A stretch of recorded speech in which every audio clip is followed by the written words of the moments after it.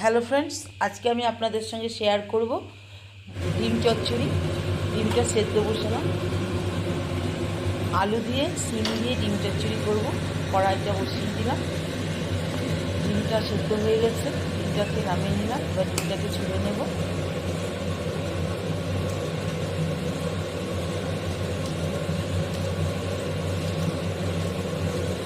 সব ডিমগুলো এভাবে ছুলে নেব।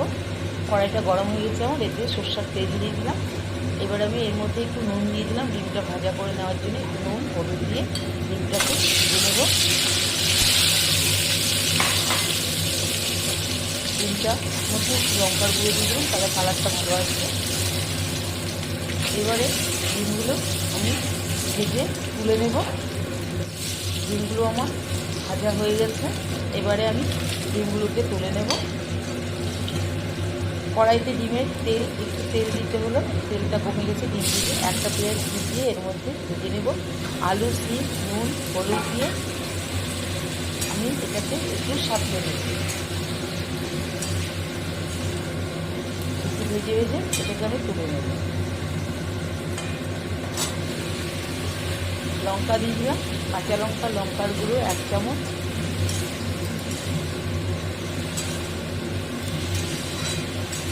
এটা একটু সময় এটাকে নেড়ে চেড়ে সাঁতলে নেব।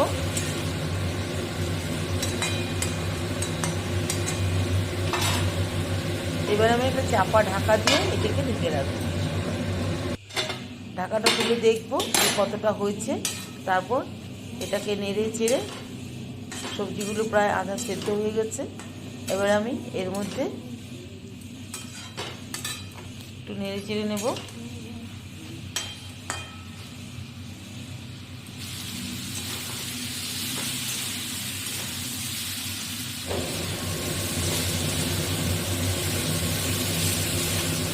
সবজিগুলো প্রায় সেদ্ধ হয়ে এসেছে।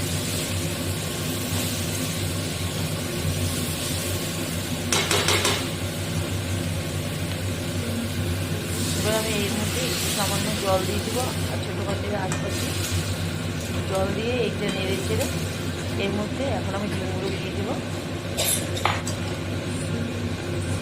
একটু নাড়বো। ডিমটা দেওয়ার পর নেড়ে চেড়ে একটা ঢাকা দিয়ে রাখবো।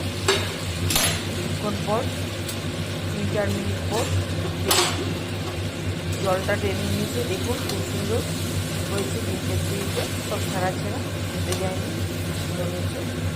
খুব ভালো লাগে, আপনারও বাড়িতে ট্রাই করবেন। আশা করি আপনাদেরও ভালো লাগবে। ডিম চচ্চড়িটা আমার হয়ে গেছে, এবার আমি ডিম চচ্চড়িটাকে নামিয়ে নেব।